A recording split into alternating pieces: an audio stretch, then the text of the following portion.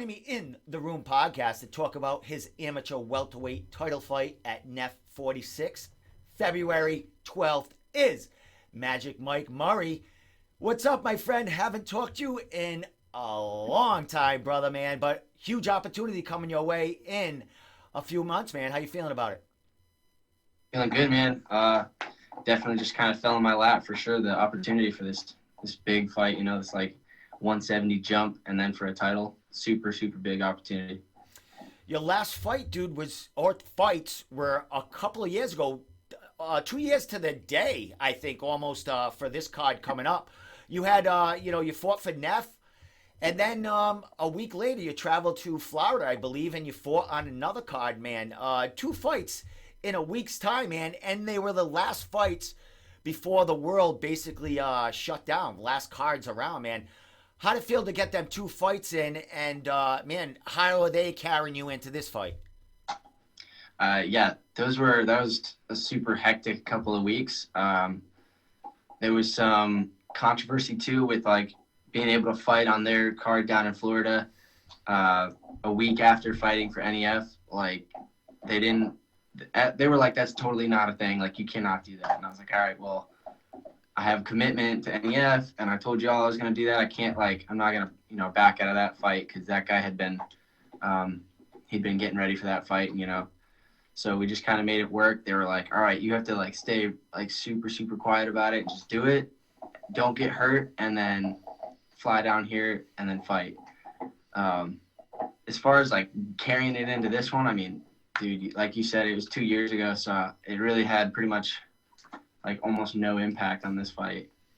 Well, here we are, man. I mean, you've been doing a lot and staying active as far as on the mats. I know you had a couple of kickboxing or Muay Thai fights in between there, man. You've had a lot of time to prepare, a lot of time that we haven't seen you, man. What have you been really working on, and what has changed in, your fighting style, or has gotten better since, that last fight?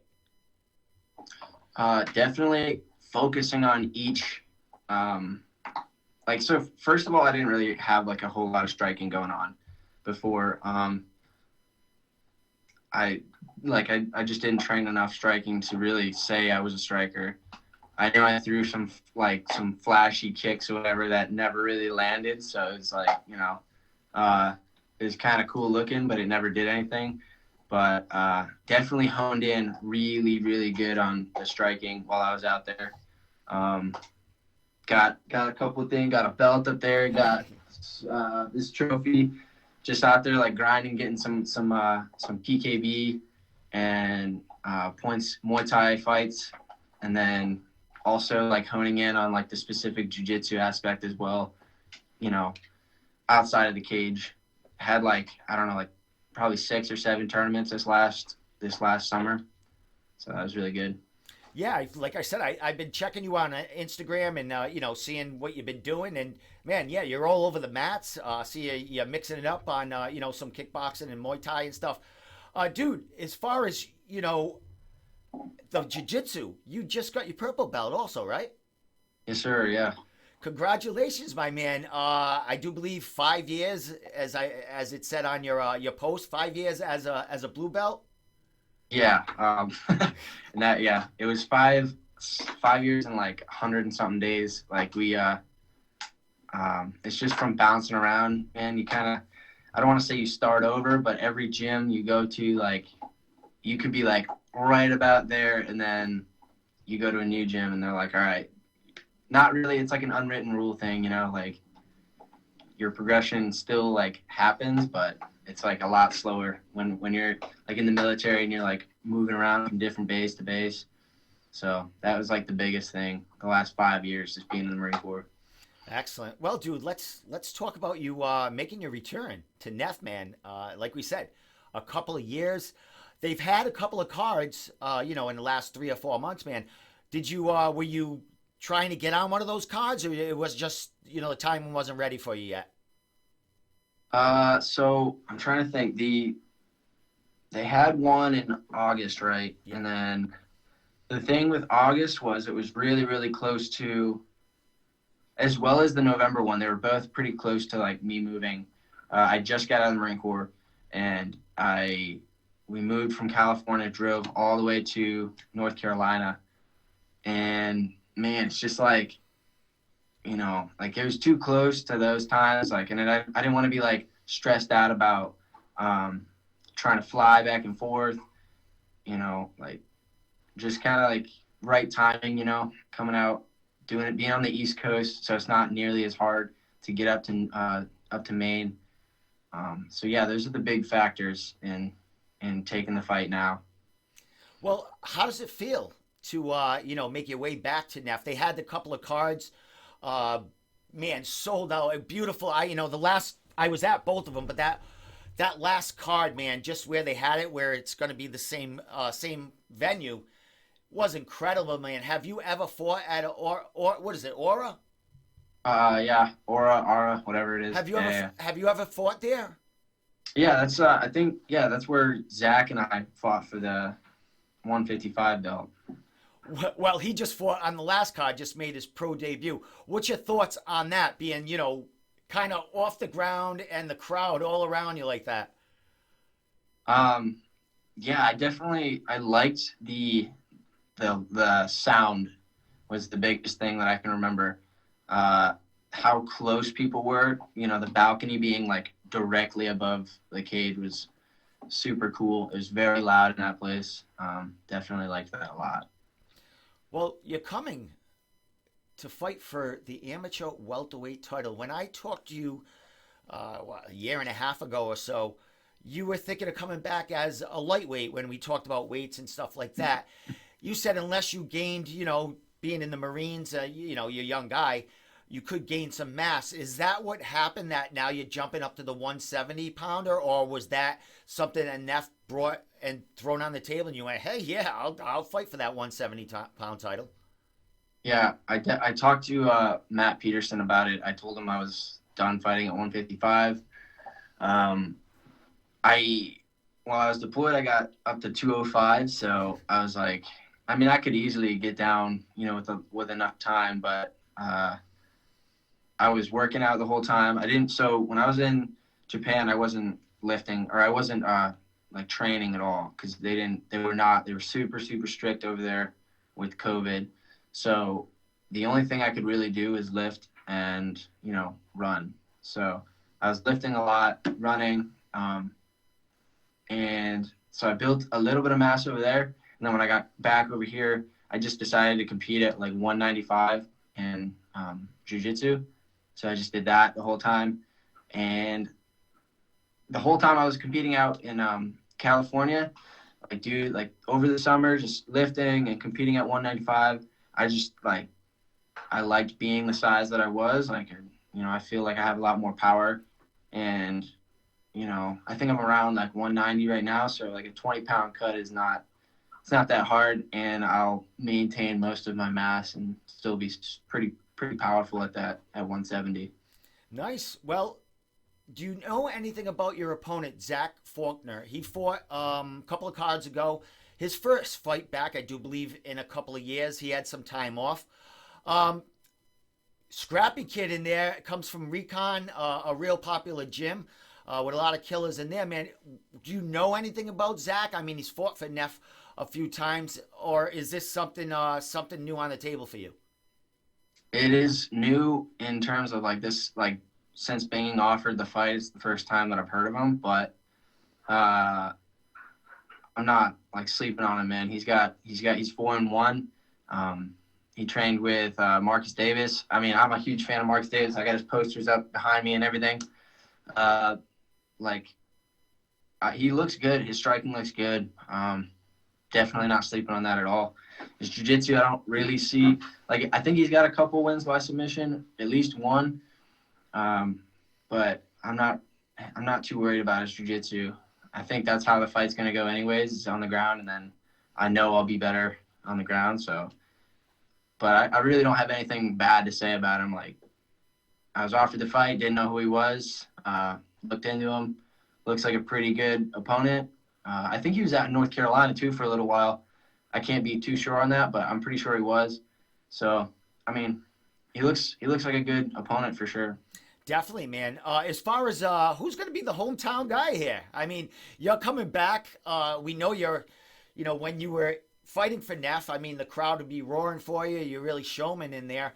Uh, do you think you coming back, there's going to be more of a homecoming for you than, him being the favorite?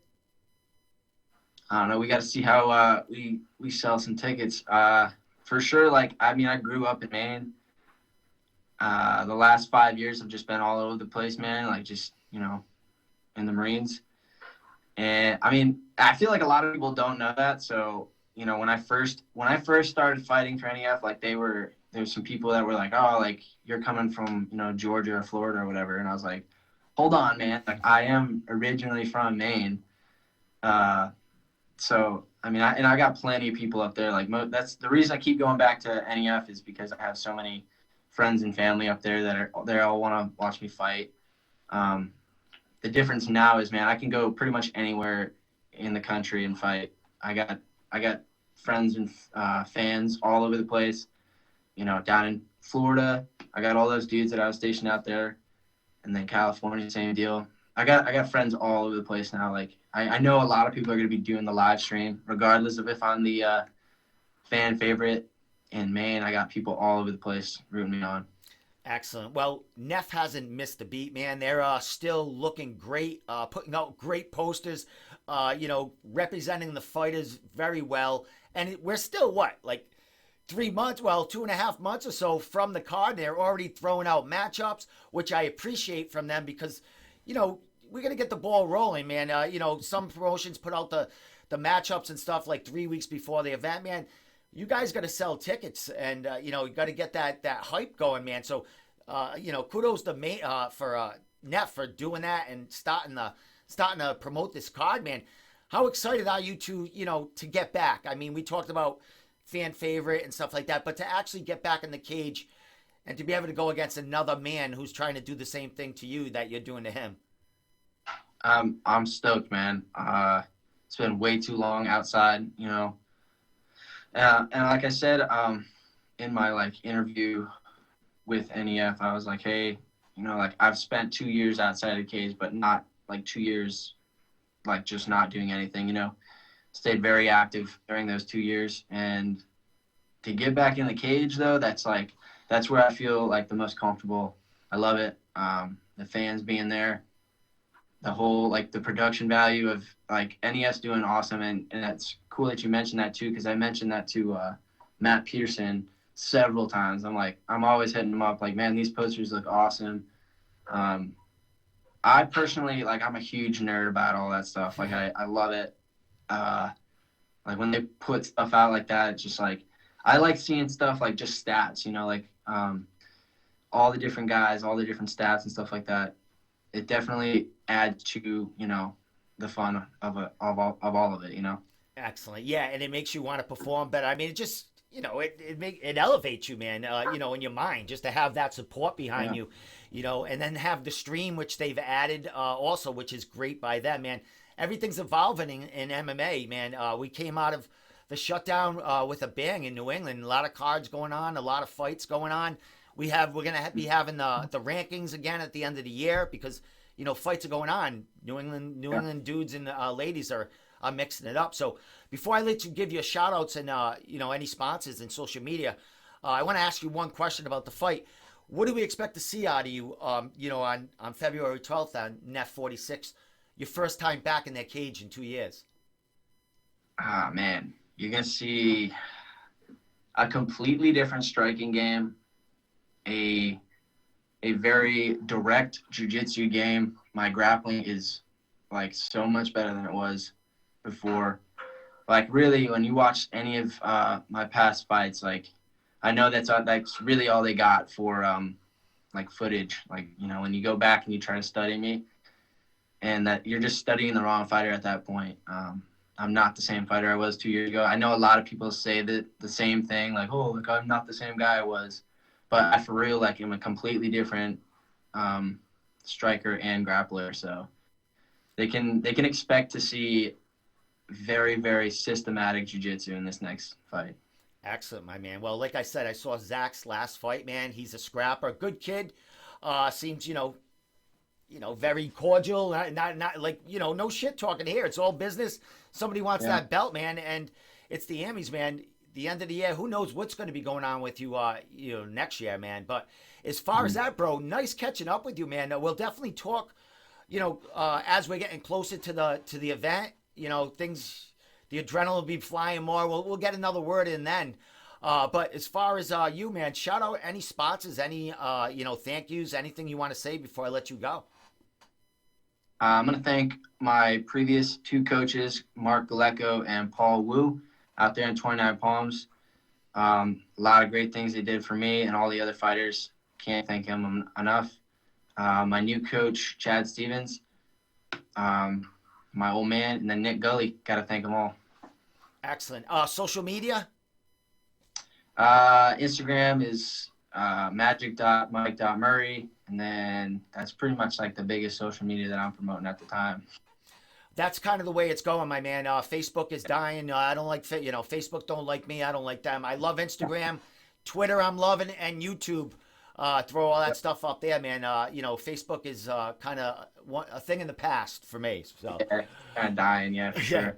All right, my man. So, dude, I'll definitely be talking to you down the line. Maybe, we'll have a live podcast and we can have people call in or just ask questions. Seeing that you're coming back for the first time in a while, man. So, with that said, bro, Magic Mike Murray, man, thank you for your time, bro. And, we'll definitely be talking. I'll definitely be at that card in New England MMA. We'll definitely be supporting and blowing it up as it gets closer. Yes, sir.